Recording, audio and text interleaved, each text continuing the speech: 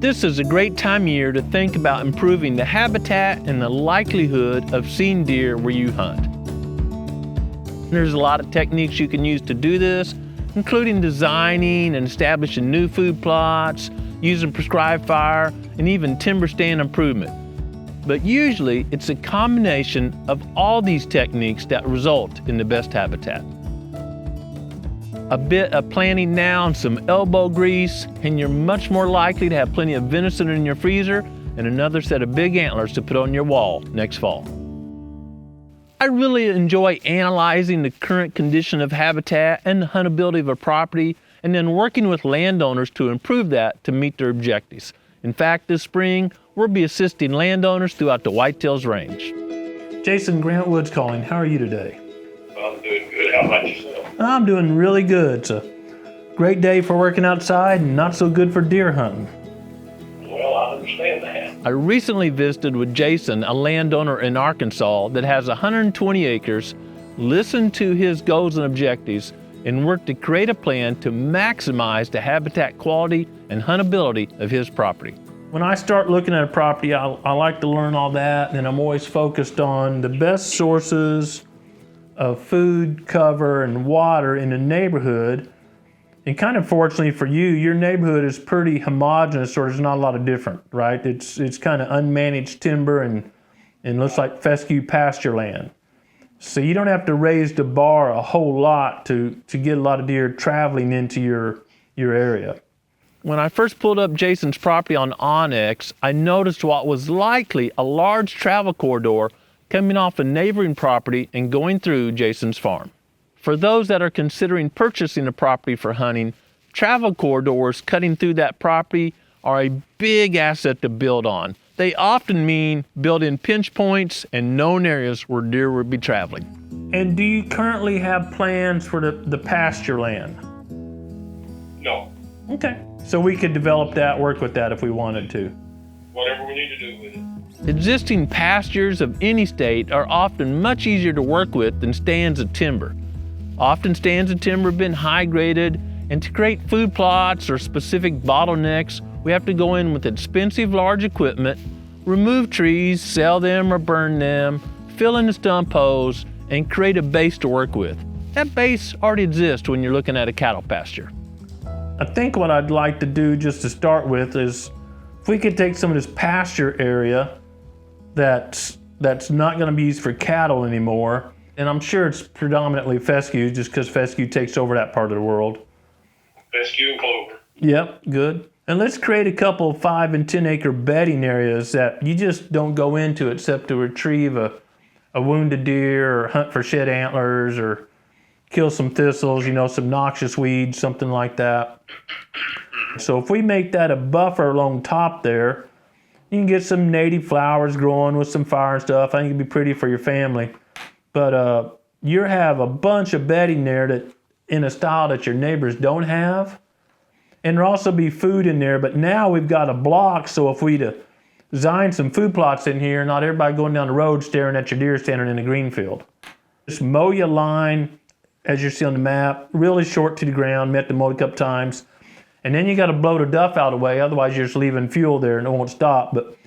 And you burn that fescue before it greens up too much still here in the next month or so. And then you may have to burn it a time or two. You're turning that into native grasses and forbs without spending any money. Okay. And it won't be real pretty the first year or two. To establish native grasses, there's all kind of variables, which seed and which contractor and all that, but probably looking at $300 to $500 an acre to get it established. Yeah. Versus some sweat equity, you would get there in a couple years. Food and covers where you can really attract and hold a lot of deer. During the dormant season this time of year, prescribed fire can easily be used to remove the duff out of a fescue pasture. For quite some time, unless it's been heavily grazed, grasses have grown and fallen, there's going to be a layer of duff there, which isn't bad, except that duff is covering up living fescue. And if you just go over it with a herbicide, much of that herbicide won't come in contact with the living plant, and therefore come spring, you have a flush of those pasture grasses. By removing that duff with prescribed fire, which by the way, the nutrients go right back in the soil. A little bit of nitrogen to be volatilized, but that ash is pretty nutritious. And we'll remove all that duff. Then we can go in with the herbicide treatment and get really good contact with the living plants. If you're starting this project during the growing season and those pasture grasses are green and lush, you may want to flip that order. If they're tall enough, they're peeking through all that duff, you may want to spray first, brown up what you can, and then use that brown vegetation to carry the fire to set back the remaining living grasses. Unless there's been intensive herbicide treatments or other physical chemical actions, there will almost always be a great base of native seed species. This may be something like ragweed, you're thinking, which is a weed, but it's really a high quality deer forage plant, especially when it's young.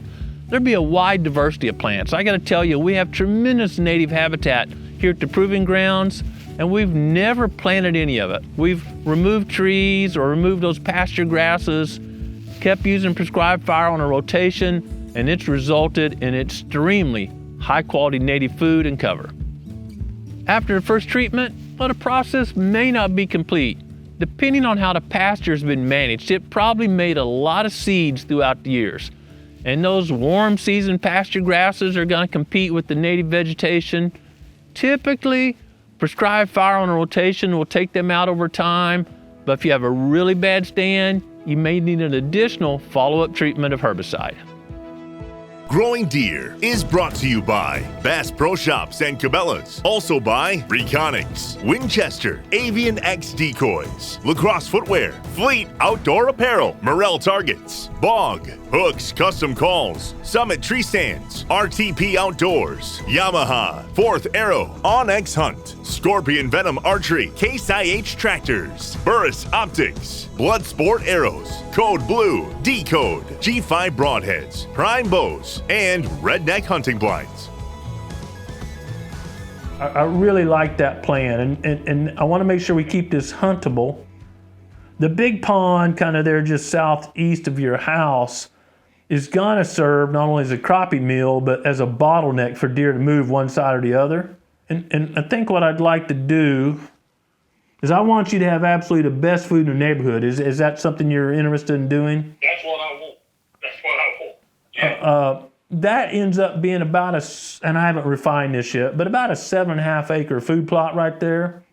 Mm-hmm. And we're gonna call that your big central feeding area food plot. Okay. Now, there's a potential for deer to come out of that bedding area to the east and just dive right in there. Right. And not give you a really good cutoff opportunity. So I think what I'd like to do, I'm just shave off about 50 yards or so on the east side. And I want us to not plant that little section there. And we're gonna let a finger grow up in between the cover area and that food plot to make a little travel corridor right in there. Yeah. And then we're gonna leave more towards the northern side, just a little brushy area that ties in the big feeding destination plot and that bedding area.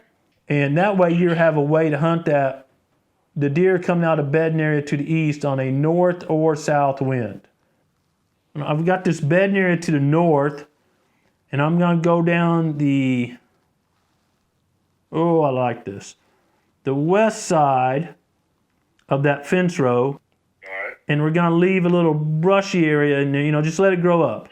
And just keep the saplings out there. We're just making a travel corridor. So that's the third way you're gonna hunt this big destination plot right in the center of your property. But we're gonna make a food plot on the west side of that pond. And you don't have to take it all the way pond, but pretty doggone close. So it's gonna be south of your house. And we have about 7 acres on the other side, and we're gonna have about 5 acres of food on this side. That's 12 acres, so now we're up there nudging a little bit over 10% of food, and they're centrally located. So deer are traveling and in your land before dark to get to this food. Right. If we have the food right on the edge, there's a danger that the deer stage on your neighbor's property and don't get to your food till right at shooting light, right after shooting light. But you mentioned a lot of deer coming out of the northwest corner.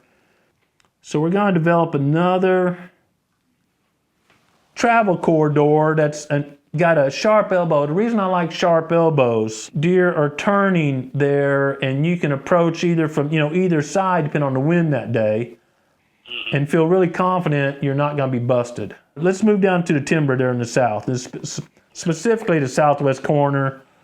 Okay, so what I've done, I've created a really cool food plot. I think a lot of deer in my design here is they're going to come out that timber once we work on it and stage in that smaller food plot, and then work north either side of that pond to the two bigger food plots we've already laid out. So again, creating more travel zones. As kind of our final open land stuff, we got that one little opening over there to the very southwest corner of your property. Yeah, let's take the northern acre, give or take. We're going to put a little food plot, little small hunting food plot from there north in that opening, and let the southern part of that opening revert to bedding area. Again, burn, mow, just let it go. You don't have to plant it. Well, I'd like to see. Yeah, you've got the potential. Not all properties do. This property has the potential because you got so many travel corridors feeding into it. And your property wasn't really huntable when we started, but now we have all these bottlenecks and travel corridors, destination areas. It's much easier to figure out where to put a stand or blind. Your plan is relatively simple because of the state of your land right now. It's so much easier to make these bedding areas out as old pasture than it is to get a trackle in there and de-stump 10 acres of land. Exactly. Starting with an open canvas like this allows you to make progress really quickly. It's important when developing a plan, not just to make a blind or stand location, but consider how you can approach, hunt, and exit those areas without alerting deer. By creating multiple locations like that on Jason's property, he can hunt any day, no matter the wind direction. The only bad wind for Jason will be one that's swirling, and that's bad no matter where we hunt. Most people know that deer, turkey, most game species are critters that like edge, especially like a hard edge. Think about it, a food plot and a timber stand, or a pond and a food plot, something like that. What's most amazing, when we finished with Jason's project, which was a fairly bland property, there are now more than 4 miles of edge on his 120 acres. Think about that.